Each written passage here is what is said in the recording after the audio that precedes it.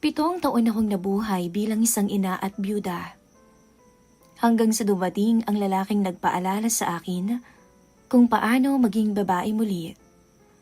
Pero paano kung ang lalaking yun ay kaibigan ng anak mo na isang tricycle driver. At sa isang iglap, nahuli kayo sa isang hindi inaasahang sandali. Handa ka bang piliin ang puso mo kahit na masaktan ang sarili mong anak? Dear Miss Love, magandang araw po sa inyong lahat. Ako nga pala si Melanie, 46 anyos, isa ng byuda. 7 taon na rin ang nakalipas simula nung mawala ang asawa ko dahil sa atake sa puso. Hindi naging madali ang lahat, lalo na sa umpisa. May mga gabing umiiyak ako habang yakap ang unan. Hinahanap ang init na nawala sa akin. Pero gaya ng sabi nila, natututo rin ang puso na tumahimik. Natanggap ko rin kalaunan na nag-iisa na lang talaga ako sa buhay. May isa naman kaming anak, si Gab, 26 anyos. Mahal ko siya dahil anak ko siya. Pero hindi ko rin maitatanggi na tamad siya. Batugan kung tutuusin. Walang trabaho, walang direksyon, at madalas nasa bahay lang, nakatutok sa laro. Ako ang bumubuhay sa amin sa pamamagitan ng maliit kong tindahan. Buti na lang kahit papaano, malakas ang kita dahil wala akong kakumpetensya sa lugar namin. Araw-araw, ganun lang ang takbo ng buhay ko. Tindahan, bahay, at pag-aasikaso kay Gab. Hanggang sa dumating si Jomar. Si Jomar, 28 anyos, isang tricycle driver. Hindi siya gwapo sa paningin ng karamihan, pero may kakaiba sa kanya. Moreno, matangkad, at higit sa lahat, masipag na binata. Kabarkada siya ng anak ko, pero kung ikukumpara mo silang dalawa, magkaiba sila. Siya yung tipo ng lalaking hindi umaasa sa iba. Marunong dumiskarte sa buhay. Tsuhin niya na lamang ang kasama niya sa bahay dahil ulila na rin si Jomar. Siya ang madalas kong driver tuwing Sabado kapag namimili ako ng paninda ko sa bayan. At doon nagsimula ang lahat. Sa isang simpleng usapan. Sa mga tinginan na hindi ko agad binigyan ng kahulugan. Tuwing Sabado, Miss Love, ang araw ng pamimili ko. Tahimik lang sa umpisa hanggang sa unti-unti naging magaan ang loob namin sa isa't isa. Natuto siyang magbiro at ako na may natutong sumabay. Isang hapon, kakauwi lang namin galing sa pamimili. Pagod ako pero may kakaibang gaan sa pakiramdam ko. Inabutan ko siya ng soft drinks at tinapay para sa merienda niya. Salamat ho, Aling Lani. Sabi niya habang tinatanggap ang iniabot ko. Napakunot ang noo ko noon. Ilang beses ko na bang sinabi sa'yo, huwag mo akong tawaging Aling. Napakamot siya sa ulo at nahiya bigla. Ano naman pong itatawag ko? Melanie o Lani, kahit ano na lang dyan, wag lang ang Aling. Ngumiti siya. Sige, Lani na lang. Hindi ko napigilan ang mapangiti. Ewan ko ba? Pero parang ang sarap pakinggan pag galing sa kanya. Pumasok na si Gab sa loob. Naabala na naman sa laro niya. At naiwan kaming dalawa sa labas. Hay nako, Jomar. Sabi ko habang umiinom ng tubig. Masipag ka naman. Bakit ba hindi mo mahikayat ang anak ko na gumalaw-galaw naman? Natawa si Jomar. Hayaan niyo na lang ho siya. Bata pa naman eh. Bata? Napailing ako. 26 na yun, no? Ako na lang huwag tawagin ninyo pag may kailangan kayo. Darating ako anytime. Napangiti pa siya. Parang may gusto pang sabihin pero nagdadalawang isip. Bakit ka napatingin? Ano ho? Ano? Tanong ko. Wala ho. Napapansin ko lang. Hindi halata ang edad niyo ha. Naapataas ang kilay ko. Binobola mo ba ako, Jomar? Naku, hindi ho. Seryoso niyang sagot. Sa totoo lang, ang ganda ninyo. Napahinto ako. Hindi ako sanay makarinig ng ganun. 7 taon na akong nag-iisa. 7 taon na ring walang nagsasabi sa akin ng ganun. Tsaka, dagdag pa niya na para bang nahihiya pa. Ang sexy niyo pa rin ha. Natawa na ako na may halong kaba. Sus, bola ka talaga. Hindi ho talaga. Kaedad niyo si Aling Tess pero ang layo-layo niyo kaya sa kanya. Giit pa niya. Talaga lang ha? Sabi ko habang pinipigilan ang kilig na hindi ko maintindihan kung saan ang gagaling. Mula noon, naging mas madalas ang mga biruan namin. Hanggang sa isang araw, napunta ang usapan namin sa mas personal pa. Lani, tawag niya. Bakit hindi na po kayo nag-asawa ulit? Napaisip ako. Hindi ko agad siya nasagot. Busy lang siguro. Sagot ko sa huli. Tsaka hindi na rin naman ako naghanap pa. Paano kung may biglang dumating ulit? Tanong niya. Bakit naman hindi? Sabi ko na medyo pabiro. Bakit mo ba tinatanong? Manliligaw ka ba? Pwede ba? Tanong niya. Bigla siyang napangiti pero kita ko ang kaba sa mga mata niya. Natawa naman ako. Jomar, halos 2 dekadang agwat ng edad natin.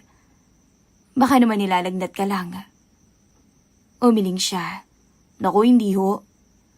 Totoo? Tanong ko na medyo seryoso na. Totoo. Type ko ho kayo eh. Sagot niya. Napahinto ulit ako. Bakit naman? Tanong ko na pilit kinakalma ang sarili. Basta, maganda kayo. Mabait. Sexy. At parang ano? Parang palaban. Hindi ko alam kung ano ang mararamdaman ko. Dapat siguro tumawa ako noon. O dapat siguro pinatigil ko na siya. Pero hindi ko ginawa. Sa halip gumiti lang ako. Palaban? Ulit ko. Oo. Para bang kayo niyo lahat? Sabi pa niya. Hindi ko alam kung bakit pero ng mga sandaling yun, para bang may bahagi sa akin na nagising. Isang bahagi na matagal ko nang kinalimutan. Isang init na muling binigay ni Jomar. Isang babaeng hindi lang nanay, hindi lang byuda, kundi isang babaeng gustong makaramdam ulit na may lalaking humahanga sa kanya. Simula noon, nagbago ang tingin ko kay Jomar. At sa bawat Sabado na magkasama kami, mas lumalalim ang usapan. Mas nagiging personal at mas nagiging mapanganib. Hindi ko pa alam noon kung saan kami dadalhin ng mga tingin na iyon, ng mga biro. Basta ang alam ko lang, unti-unti akong nahuhulog sa kaibigan ng anak ko.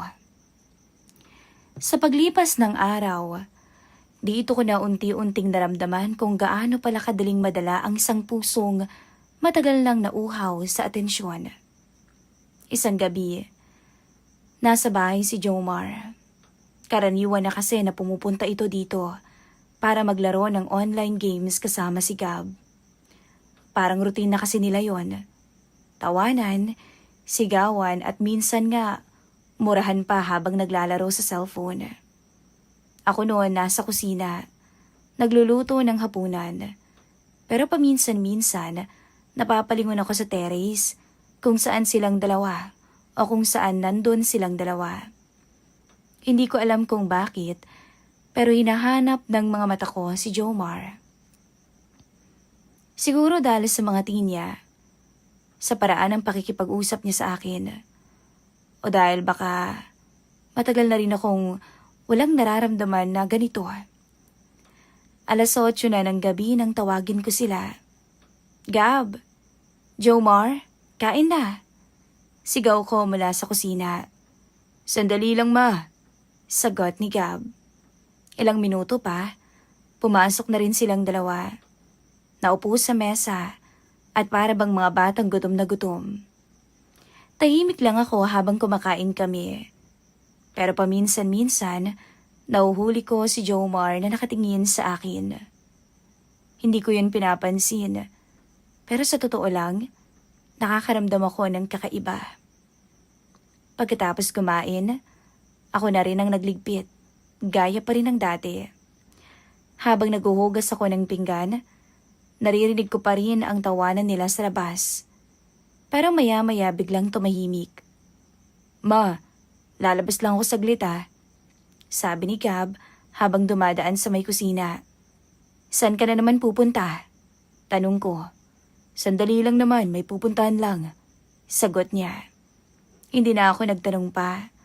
Sanay na ako sa kanya. Pagkalabas niya, napansin kong tahimik na sa terrace. At doon ko lang naalala, naiwan nga pala si Jomar. Natapos ko ang paghuhugas, pinunasan ko muna ang kamay ko at dahan-dahang lumabas papunta sa terrace. Madilim na ang paligid. Tanging ilaw lang mula sa loob ng bahay ang bahagyang tumatama roon. Nakita kong nakaupo roon si Jomar. Tahimik at parang may iniisip. Umalis si Gab, hindi ka sumama? Tanong ko. Oho, sagot niya. Sabi niya, saglit lang naman daw siya. Umupo ako sa kabilang upuan. May konting distansya sa pagitan namin, pero ramdam ko ang presensya niya. Pagod ka? Tanong niya. Medyo, pero sanay na. Sagot ko. Napakasipag niyo talaga, kaya hangang-hanga ako sa inyo Sabi pa niya. Napangiti ako ng bahagya. Ikaw nga tong masipag Araw-araw bumabiyahe. Ganun talaga. Kailangang kumayod. Sabi niya. Muli kaming natahimik na dalawa. Pero this time, iba ng pakiramdam ko. Mas mabigat. Lani? Tawag niya ng mahina. Naalala mo pa ba yung sinabi ko dati? Alin doon? Ang dami mo kayang sinabi. Tanong ko pa. Yung sinabi ko na type ko kayo. Napalunok na ako. Oo naman. Sagot ko na pilit kinakalma ang sarili. Hindi nagbago yun. Dagdag pa niya. Doon na ako napatingin sa kanya. Totoo ba yung sinabi mo na yon? Hindi ka ba nagbibiro nun? Totoo yun, Lani. Sa dilim, Miss Love, kitang-kita ko ang mga mata niyang diretsyo na nakatingin sa akin. Hindi nga siya nagbibiro. Hindi siya tumatawa. Hindi siya nakangiti. Seryoso ang mukha niya. Jomar, sabi ko ng mahina. Bakit ho? Tanong niya agad. Alam mo namang kaibigan ka ng anak ko, hindi ba? At mas matanda rin ako sa'yo. Sagot ko pa. Alam ko naman, pero wala naman sa edad yun, hindi ba? Sabi pa niya. Hindi ako agad nakasagot. Dahil sa totoo lang, gusto kong maniwala. Hindi ka ba natatakot? Tanong ko. Saan naman ako matatakot? Tanong niya. Sa sasabihin ng iba, sa iisipin ni Gab, sagot ko naman. Tahimik siya sandali. Mas natatakot ako na hindi ko masabi sa iyo yung nararamdaman ko. Sagot niya sa huli. Parang may kumurot sa puso ko noon, Miss Love. Hindi ko kasi inaasahan ang magiging sagot na iyon. Napaka-matured niya talaga. Lani, muli niyang tawag. Hindi ko namalayan na mas lumalapit na pala siya. Pwede bang subukan natin? Tanong niya. Subukan ng ano? Mahina akong sabi. Na kahit maging masaya lang sandali, sabi niya.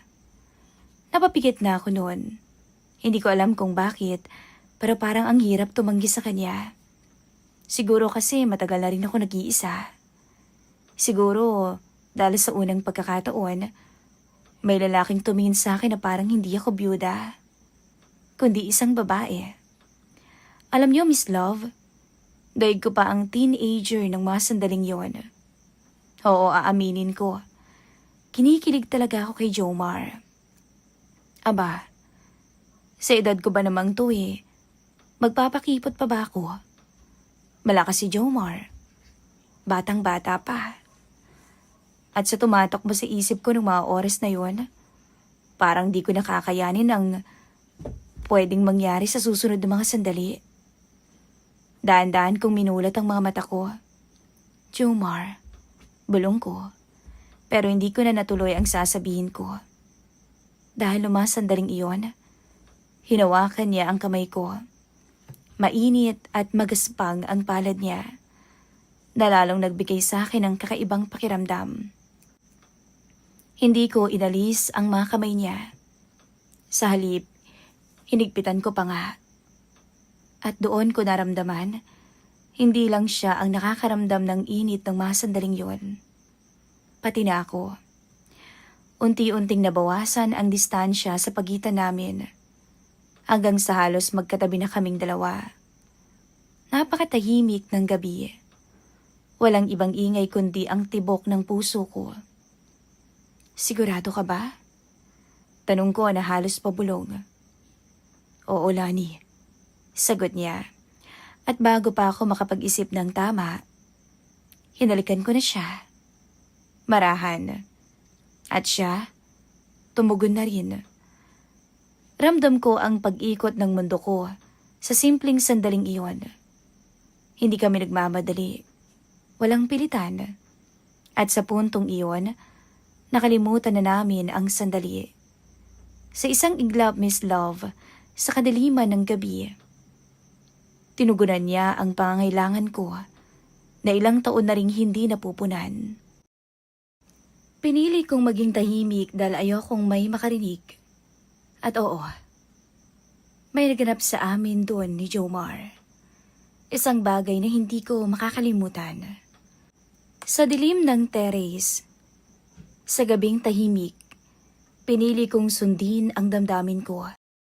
At habang nakapikit ako noon, alam kong simula na ito ng isang bagay na magbabago sa lahat.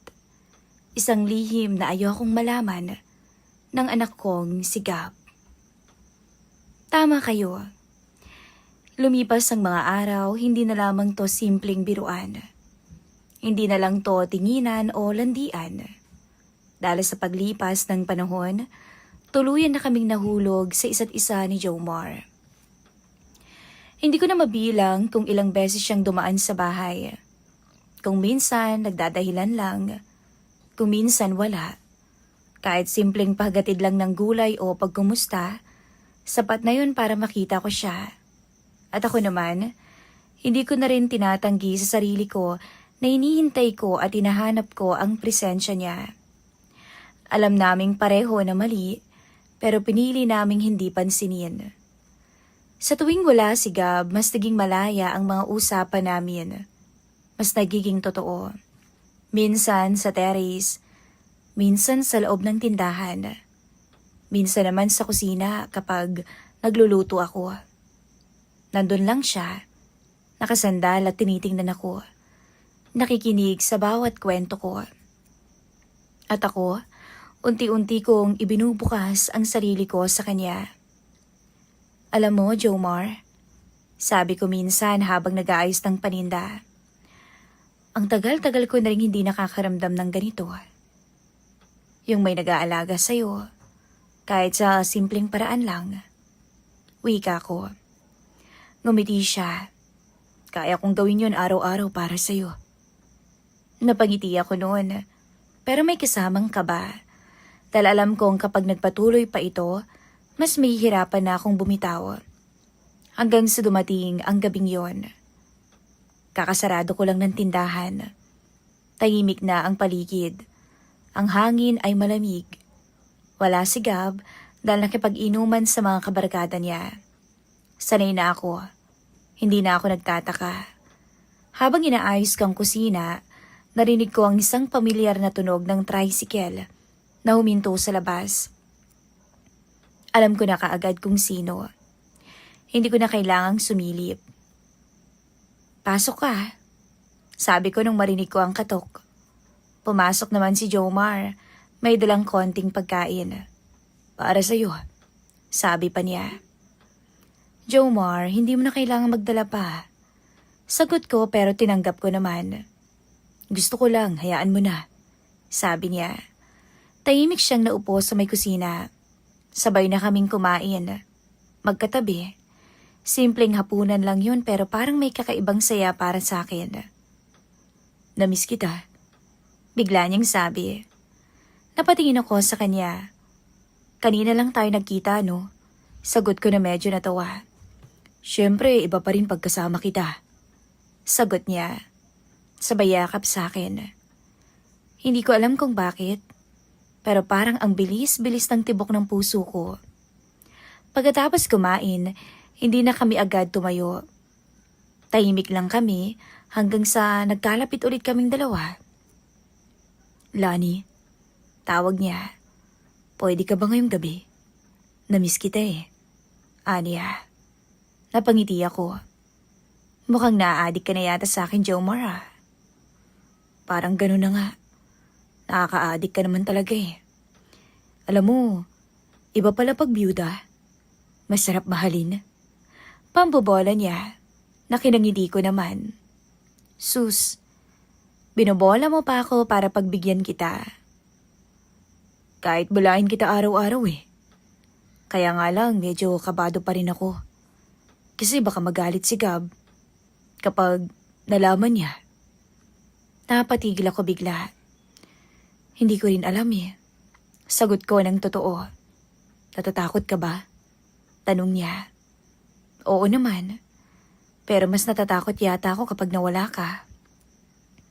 Hindi ko alam kung saan ko nakuha ang lakas ng loob na yun para sabihin ang totoo sa kanya.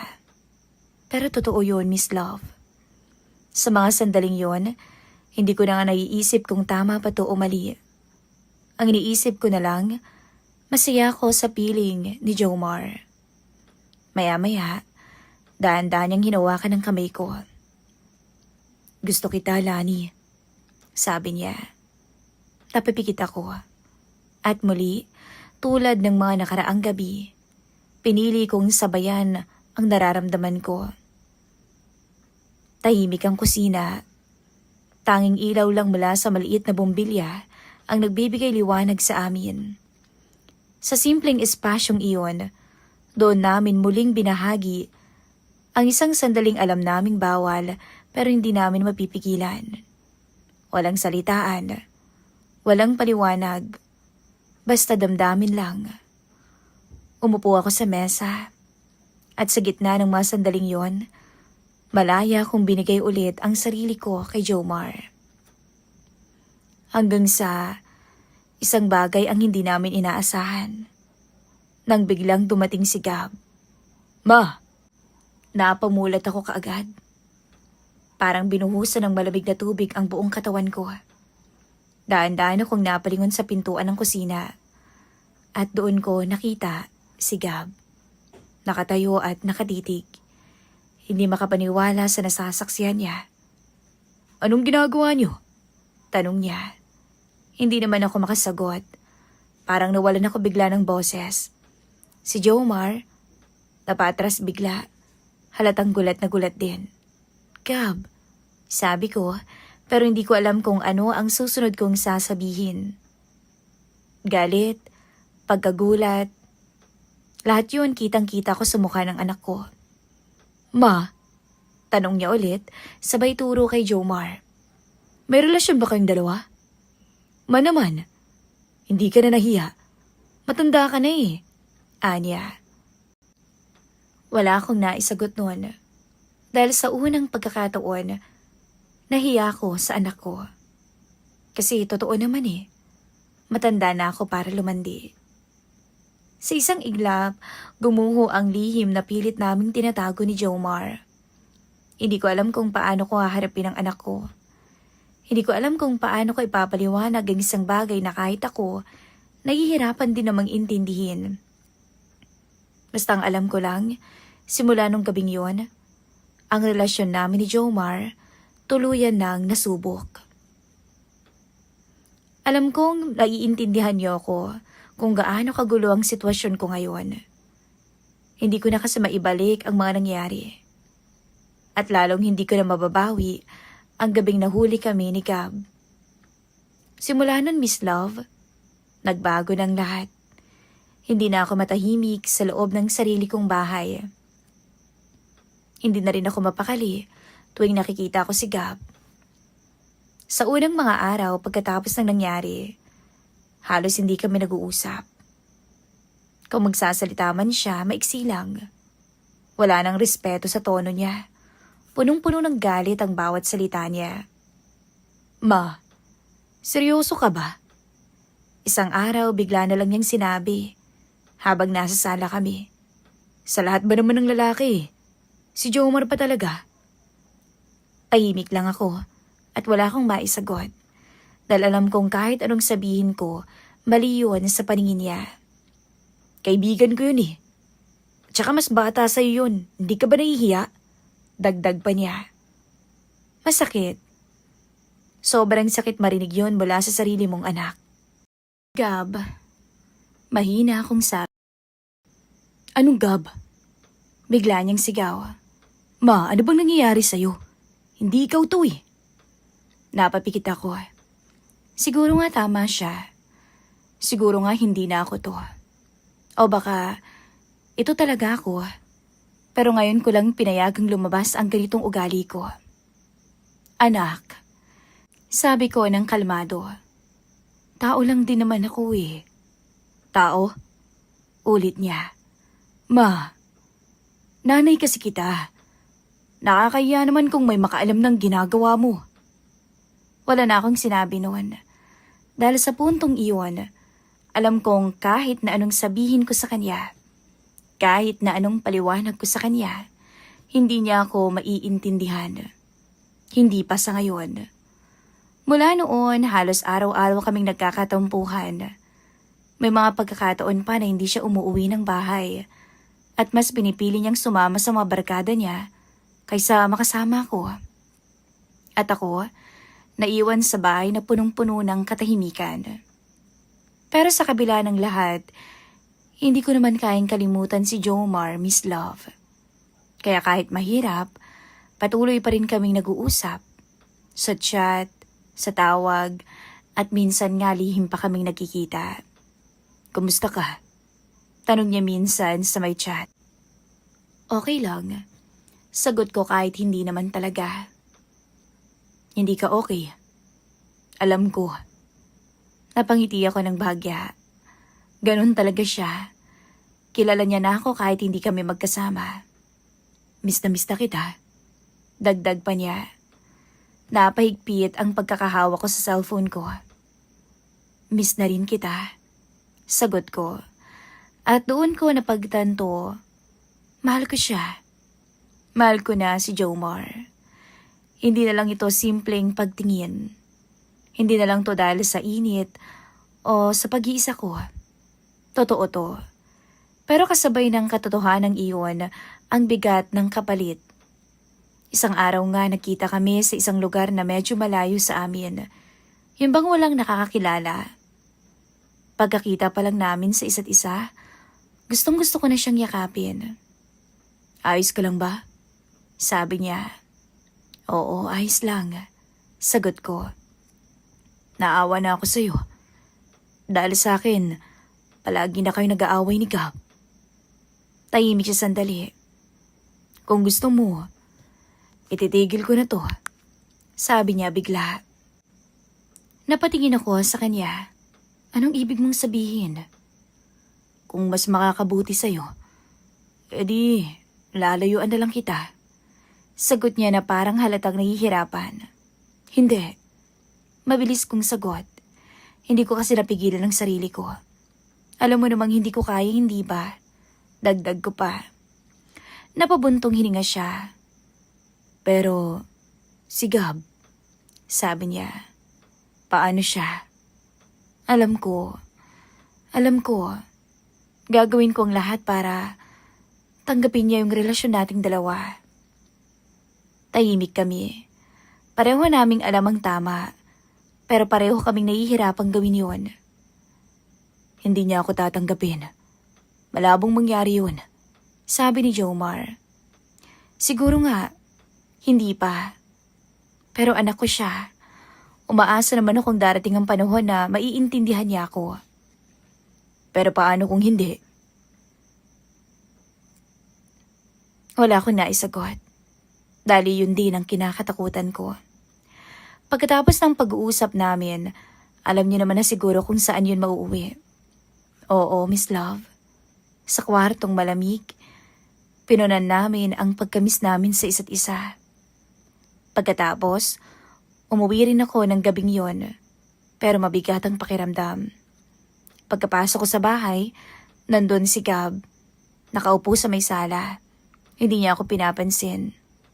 Dahan-dahan akong lumapit. Gab, tawag ko, pero hindi siya sumagot. Anak, ulit ko pa. Ma, bigla niyang sabi, hindi pa rin nakatingin sa akin. Itigil mo muna yan kung gusto mong magkaayos tayong dalawa. Parang may tumusok sa puso ko. Hindi ko kaya. Sagot ko ng totoo. Di wag. Sabi niya sabay tayo. Pero wag mong asahan na tatanggapin ko yan. At pumasok siya sa kwarto. Iniwan niya akong mag-isa. Doon ko na naramdaman ang bigat, Miss Love. Ang bigat ng lahat. Pagmamahal sa isang lalaki at pagmamahal sa sarili kong anak. At ngayon, nandito ako sa channel na ito, umaamin at humihingi ng payo. Tama pa bang ginagawa ko? Dapat ko na bang tapusin yung relasyon namin ni Jomar para kay Gab? O dapat ko yung ipaglaban sa anak ko? Yung nararamdaman ko kay Jomar. Kahit nakapalit nun, ang galit ng sarili kong dugo. Hindi ko na alam kung saan ako lulugar. Sana'y mabigyan niyo ako ng payo, Miss Love, at ang inyong mga listeners. Nagmamahal, ang inyong sender, Melanie. Maraming salamat po, Ma'am Melanie, sa pag-share po ng inyong kwento dito po sa aming channel. At sa lahat po ng nakikinig sa channel na ito, malaya po kayo magbigay ng inyong mga komento. Maraming salamat po. Muli, ako po ang inyong narrator, Miss Love.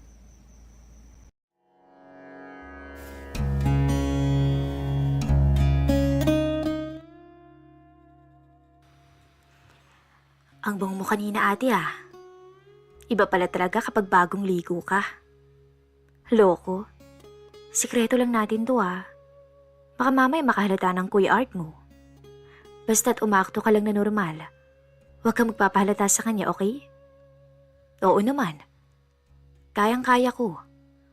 Basta ba palagi mo akong pagbibigyan? Para naman ganahan ako magtrabaho. Isang mapagpalang araw po sa inyong lahat. Nais ko lamang pong i-share sa inyo ang kwento ng aking buhay na tiyak kong kapupulutan niyo ng aral. Ako nga po pala si Art, 38 anyos, at kasalukuyang nagtatrabaho bilang supervisor sa isang furniture company dito sa Cavite. May asawa na ako, si Lorna, 33 anyos pa lamang, at may isa kaming anak na lalaki, si Nathan, na 7 taong gulang na. Sa loob ng mahigit 10 taon naming pagsasama, masasabi kong naging maayos naman ang aming buhay.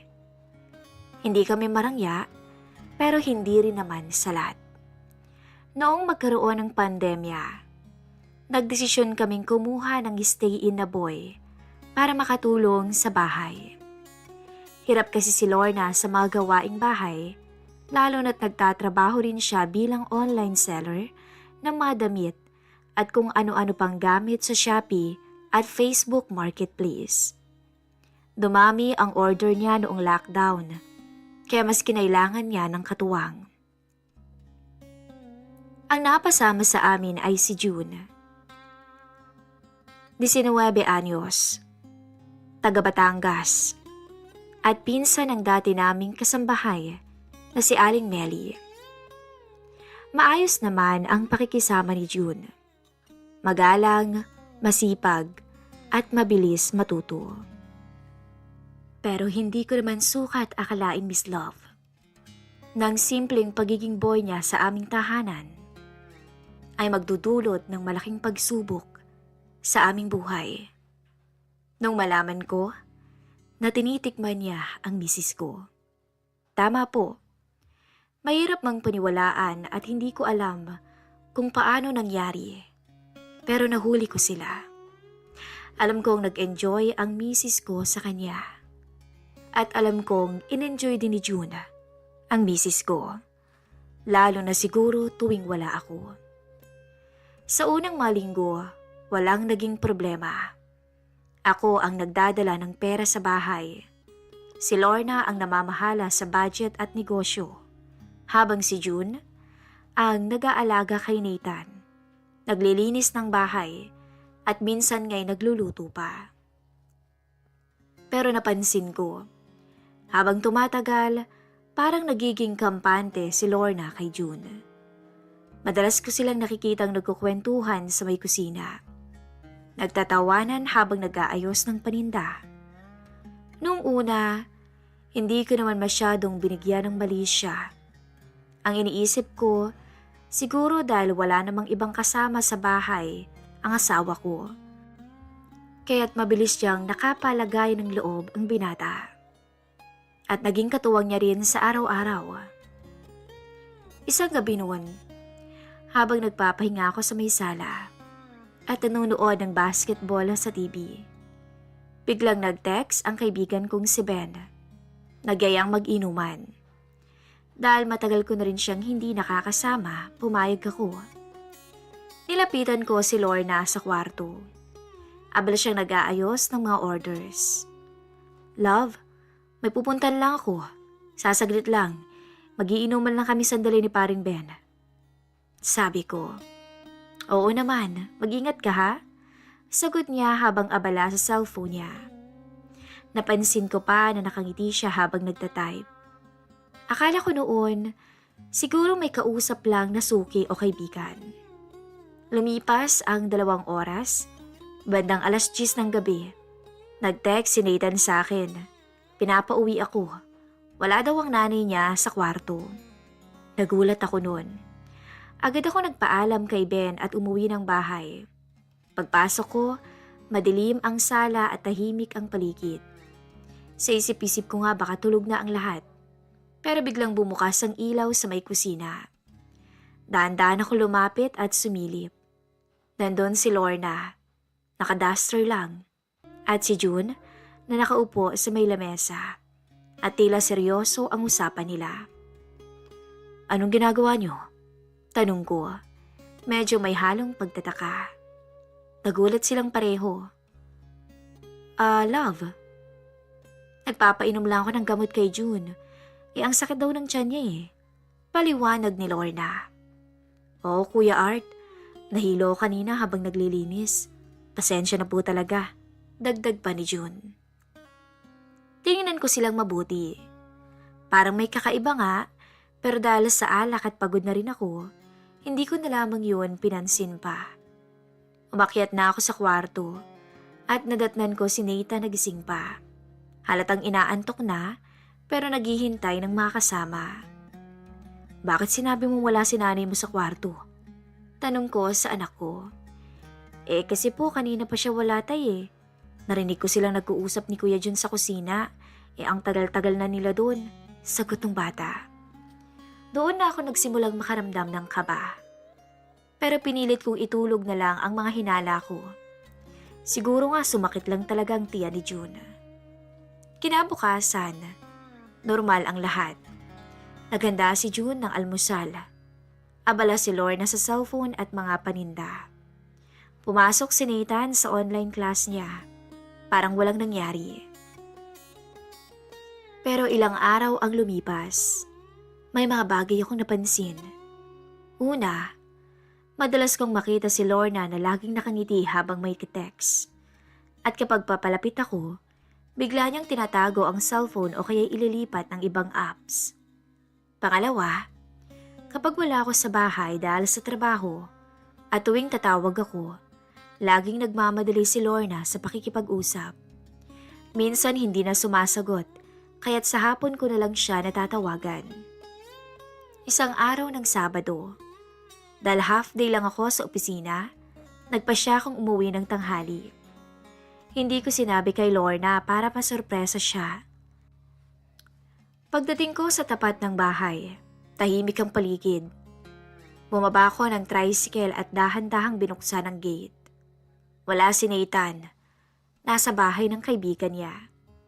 Pagpasok ko ng bahay, narinig ko ang mihinang tawa mula sa loob ng kwarto ng mga paninda nila.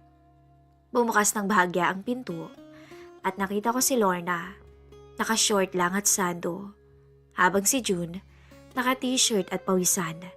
Tila may mga inaayos sa loob. June, ilagay mo na lang dyan sa ilalim ng mesa, sabi ni Lorna. Dito po ba ate? Sagot ni June. Huwag nang ate. Lorna na lang. Sabi ng misis ko sabay tawa.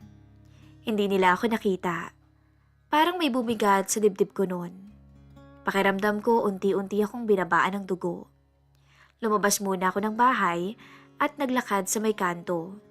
Doon ko nilabas ang cellphone ko at tinext si Nathan kung nasaan siya. Sinabi naman ng bata na nasa bahay daw siya ng kaklase niya. Doon ako napaisip, may kakaiba. Sa sobrang kaba at sakit na nararamdaman ko, hindi ko alam kung paano ko babalik sa loob ng bahay nang hindi sila napapansin. Habang nakaupo ako sa may kanto, hindi ko mapigilan ang sarili kong mag-isip. Paulit-ulit na bumabalik sa isip ko ang narinig at nakita ko kanina. Yung pagtawa nila sa loob ng maliit na bodega ng paninda. Yung pagbibiro ni Lorna kay June. Sa lahat ng taon naming mag-asawa, ngayon lang ako nakaramdam ng ganitong kaba. Sa isip ko, baka naman wala lang yun. Baka naman sadyang nagbibiruan lang ang dalawa. At dahil bata pa si June, siguro natural lang na maging malapit sila sa isa't isa. Pero hindi ko rin maiwasang maalala ang mga nakaraang linggo. Ang madalas na pagngiti niya habang nagte-text. Ang biglaang pagtatago ng cellphone kapag dumarating ako. At ang mga palusot niya kapag hindi ko siya matawagan. Mga ilang minuto rin akong nagpalipas ng oras bago nagpa siya na rin bumalik ng bahay. Humiga ako ng malalim at dahan-dahang binuksan ang gate. Tahimik pa rin ang paligid. Dumiretso ako sa may kusina at nagkunwaring nagugutom. Oh love, nandito ka na pala. Bati ni Lorna. Halatang nagulat sa pagdating ko. Half day kami ngayon sa opisina. Sabot ko o sagot ko sabay ngiti. Pilit na hindi pinapahalata ang nararamdaman. Si June naman parang naiilang. Hindi makatingin ng diretso at abalang naglilinis ng lamesa. Kumain ka na ba love? Maghahanda ako ng tanghalian. Alok ni Lorna. O sige, gutom na rin ako eh. Sabi ko. Habang kumakain, panay ang sulyap ko sa kanilang dalawa. Pinagmamasdan ko kung paano sila kumilos, kung paano sila mag-usap. May mga sulyapan silang parang nag-uusap ang mga mata, pero mabilis ding nag-iiwasan. Mas lalo tuloy akong nakaramdam ng panibugho. Kinagabihan, habang tulog na si Nathan, kinausap ko si Lorna. Love, okay ka lang ba? Parang ang dami mo yatang iniisip nitong mga nakarang araw. Tanong ko. Ha? Wala naman love. Busy lang talaga sa mga orders. Tsaka kay June, ang dami ko kasing pinapagawa sa kanya. Sabay tawa niya. Kumusta ba si June? Maayos ba siyang magtrabaho? Tanong ko pa. Sinadya akong banggitin ang pangalan niya. Oo naman. Masipag ang batang yun. Magalang, mabait pa. Sagot niya habang abala sa cellphone. Doon na ako hindi nakatiis. Hindi ko alam kung ako lang ha, pero parang nagiging masyado naman yata kayong malapit ni Jun sa isa't isa. Diretsang sabi ko. Bigla siyang napatigil. Tumingin sa akin. Anong ibig mong sabihin, Art? Tanong niya. Medyo tumaas pa ang boses. Wala naman. Napansin ko lang. Minsan pag dumarating ako parang may tinatago ka. O kaya bigla kang nagbabago ng kilos. Grabe ka naman. Wala ka bang tiwala sa akin? Medyo may halong inis sa tono niya. Hindi sa ganun. Pero alam mo namang asawa kita. Natural lang na makapansin ako pag may kakaiba. Paliwanag ko. Umiling ito. Tumayo at lumabas ng kwarto. Naiwan ako mag-isa. Hindi ko alam kung dapat ko bang habulin siya o hayaan na muna. Kinabukasan ay linggo. Wala akong pasok. Maaga akong nagising.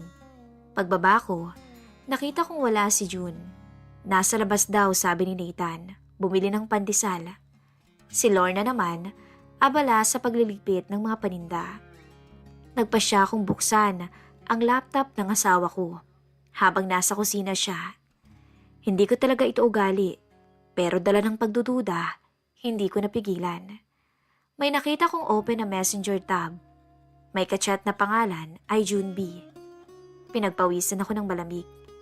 Binuksan ko ang conversation nila. Nagsimula akong mag-scroll. Ate, ang bango-bango mo kanina. Loko ka. Secret lang natin to ah. Baka mamaya mabisto tayo ni Kuya Art mo. Alam mo, medyo naghihinala na siya. Kaya, umakto kang normal ha? Oo naman, wala kang dapat ipag-alala. Miss ko na nga yung huling ginawa natin sa bodega eh. Parang gumuho ang mundo ko habang binabasa ko yun, Miss Love. Hindi ko alam kung anong mararamdaman. Galit, sakit, pagkawasak. Agad kong nilapag ang laptop at lumabas ng bahay. Naglakad papunta sa may kanto. Nagyosi, pilit pinakalmang sarili. Ilang saglit pa, nakita kong paparating si June. May dalang pandesal. Nakasalubong pa niya ako. Kuya Art, pandesal po. Sabi niya at pilit na ngumiti. Hindi ako sumagot. Tiningnan ko lang siya ng diretso sa mata. Kita kong bigla siyang kinabahan. May sasabihin ka ba sa akin, June? Tanong ko pero mahina lang at seryoso. Ha? Wala naman ho, kuya. Sagot niya at halatang nanginginig na. Sigurado ka ba? Dagdag ko pa. Wala po talaga, Kuya Art. Pilit niyang sagot. Tumango ko pero sa loob-loob ko, alam ko na ang totoo. Binalikan ko si Lorna sa loob ng bahay. Nakaupo siya sa may sala. Nag-aayos ng mga paninda. Love, kailangan nating mag-usap. Sabi ko. Napatingin to bigla at para bang kinabahan. Ano yun? Tanong niya. Alam ko ang lahat. Sabi ko sabay lapag ng cellphone sa mesa. Pinakita ko ang litrato ng conversation nila na kinunan ko ng screenshot mula sa laptop niya kanina. Namutla siya. Hindi makatingin sa akin. Art, patawad. Mahinang sabi niya at biglang nangilid ang luha. Ano bang nangyari? Bakit? Kulang ba ako? May nagawa ba akong mali, Lorna? Sunod-sunod kong tanong. Hindi ko na napigilan ang galit at sakit. Umiyak siya. Wala. Basta, hindi ko alam, Art. Nangyari na lang. Madalas akong nag-iisa dito. Tapos si Jun lagi kong kasama. Hindi ko naman sinasadya eh. Nagkamali ako. Nagkamali kaming dalawa. Alam mo bang sinira mong pamilya natin? Sabi ko ng halos pabulong. Pero ramdam ang bigat. Umiyak siya ng gusto. Si June ay nasa labas lang at tahimik. Anong balak mo ngayon, ha? Tanong ko. Kung gusto mong paalisin si June, gawin mo. Tanggap ko ang galit mo. Pero ayokong mawala ka, Art. Sorry. Sorry talaga. Tahimik lamang ako. Hindi ko alam kung kaya ko pa siyang patawarin kaagad. Pero para kay Nathan, para sa anak namin, kailangan ko munang mag-isip. Hindi ko alam kung ilang minuto kung nakatayo sa harap ni Lorna habang umiiyak siya. Sa loob ng mahabang panahon naming pagsasama, ngayon lang ako nakaramdam ng ganitong klase ng sakit. Parang binagsakan ng bundo ang dibdib ko habang pilit kong inaalala lahat ng pinagdaanan namin mula sa unang kita, sa simpleng kasal, hanggang sa pagbuo ng maliit na pamilya. Tahimik ako. Pilit kong nilulunok ang sakit at galit na bumabalot sa dibdib ko. Sa labas ng bahay, nakita kong dumaan si June. Dala ang mga damit niya at nakasukbit sa kanya ang maliit na backpack. Aalis na po ako, Kuya Art. Patawad po. Sabi niya na hindi makatingin sa akin. Gusto ko siyang murahin, sapakin, pero pinigilan ko yung sarili ko. Alam kong kapag nagpadala ako sa bugso ng damdamin ko, as lalo lang lalala ang lahat. Ayokong dumating sa puntong kailangan pang may masaktan sa harapan ng anak ko. Sige June, umalis ka na at huwag ka nang babalik dito. Sabi ko nang may mariin ang boses. Tumango siya at naglakad papalayo. Hindi na siya lumingon pa. Pagbalik ko sa loob, naroon pa rin ang misis ko na nakaupo sa may sofa. Magulo ang buhok at namumugto ang mga mata. Lumapit ako sa kanya at umupo sa kabilang dulo ng sala. Tahimik. Bakit, Lorna? Tanong ko sa wakas. Hindi ko alam, Arte. Mahina niyang sagot. Nagkamali ako. Nalungkot ako. Parang nakalimot ako kung ano bang tama. Natukso ako. Madalas kang wala. Tapos ako lang dito. Kasama si Nathan at si June. Naging kampante ako sa kanya, Art. Hanggang sa may nangyari sa amin. Hindi ko sinasadya. Gaano nakatagal? Tanong ko. Ilang beses? Hindi ko na alam. Hindi ko na sana uulitin eh. Pero nagpadala ulit ako. Sagot niya. Halos hindi ko na marinig ang boses niya. Pinikit ko ang mga mata ko. Masakit. Nakakabingi ang katahimikan. Parang gusto kong sumigaw. Pero walang lumalabas na salita. Alam mo ba kung anong sinira mo? Hindi lang yung tiwala ko. Hindi lang yung sarili mo. Sinira mo pati pamilya natin. Pati si Nathan apektado dito. Sabi kong pilit pinapakalma ang sarili. Umiyak siya ng husto. Lumuhod pa sa harapan ko. Niyakap ang tuhod ko. Patawarin mo ako, Art. Mahal na mahal kita. Mahal ko si Nathan. At ayokong masira tong pamilya natin. Bigyan mo pa ako ng pagkakataon. Kahit galit ka sa akin, kahit saktan mo ko. Tatanggapin ko. Basta huwag mo kaming iwan. Mabigat sa dibdib ko. Sa totoo lang. Hindi ko alam kung kaya ko pa siyang pagkatiwalaan. Pero isa lang ang sigurado ko. Ayokong lumaki si Nathan. Nawasak ang pamilya. Hindi ko sinagot ang sinabi niya. Tumayo ako at pumasok ng kwarto. Kinuha ko ang cellphone ko. Nagbukas ng messenger at tinext ang kaibigan kong si Ben. Pre, pwede ba ako dyan mamaya? Gusto ko lang lumabas saglit. Nag-reply agad siya. Walang problema pre, dito ka muna. Tara't makapagkwentuhan. Sinabi ko kay Lorna na aalis muna ako.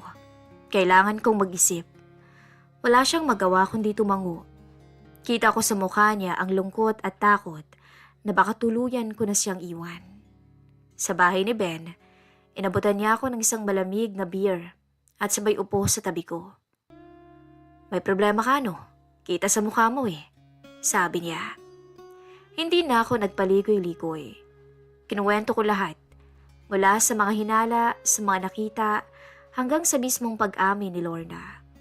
Tahimik lang ito habang nakikinig. Alam mo, Art, sabi niya matapos ang mahabang katahimikan. Walang perpektong relasyon. Kahit sinong lalaki, masasaktan kung ganun ang nangyari. Pero ikaw lang ang makakapagdesisyon kung patatawarin mo siya o tapos na. Hindi ko alam pre. Mahal ko siya. Pero hindi ko alam kung kaya ko pa ba siyang pagkatiwalaan ulit. Sagot ko. Tingin ko pre, kailangan niyo muna mag-usap ng maayos. Para kay Nathan, hindi ibig sabihin na pinatawad mo parang wala lang nangyari. Kailangan niyang panagutan ng ginawa niya. Pero kung mahal mo pa siya, baka pwede niyo pang ayusin. Yun ang payo niya. Umuwi ako bandang 10:00 ng gabi. Tahimik ang bahay. Nasa kwarto si Nathan at tulog na. Si Lorna ay nasa sala at naghihintay.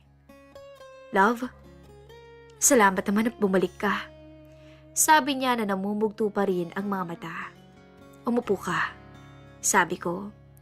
Umupo siya sa harapan ko. Kung gusto mong ayusin to, pag-umpisa tayo sa umpisa. Hindi ko may papangako na madaling kalimutan tong nangyari. Pero para kay Nathan, at kung kaya mong patunayan sa akin na nagsisisi ka, bibigyan kita ng pagkakataon. Sabi ko ng diretsyo.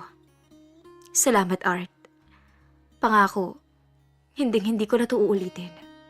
Sabi niya, inaayos natin to hindi para sa'yo lang, kundi para sa anak natin.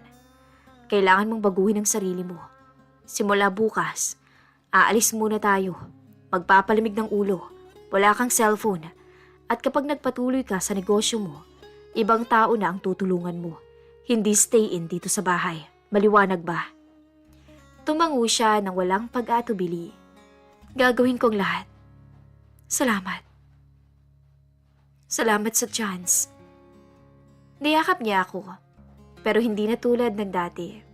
May distansya, may kirot. Pero ramdam ko ang takot niya na tuluyan ko siyang iwanan. Kinabukasan, nagpaalam muna ako sa opisina. Nag-outing kaming 3 sa Tagaytay. Simple lang, kumain, nagkwentuhan, pinag-usapan ang mga dapat naming baguhin bilang mag-asawa at bilang pamilya. Doon ko nakita na sa kabila ng lahat ng sakit, minsan kailangan ding matutong magpatawad. Hindi dahil madali, kundi dahil mas mahalaga ang buo at masayang pamilya kaysa sa pride at galit. Mahirap at masakit, pero dahan-dahan sa araw-araw na pagpapakita niya ng pagsisisi, unti-unti kong binuksan ulit ang sarili ko parang muli siyang tanggapin. Ngayon, Miss Love, 2 taon na ho ang nakakalipas mula nung mangyari yun. Natuto kaming mag-usap at mas maging bukas sa isa't isa. Wala na kaming stay-in sa bahay. Si Nathan, masaya siya at buo pa rin ang pamilya niya. Kaya hindi ako nagsisisi na binigyan ko ng second chance ang asawa ko. At sa bawat pagsubok, natutunan kong minsan mas mahalaga ang pagpapatawad at pagbangon kaysa sa pananatili sa galit. Hanggang dito na lamang po ang kwento ng aking buhay. Nagmamahal, Art.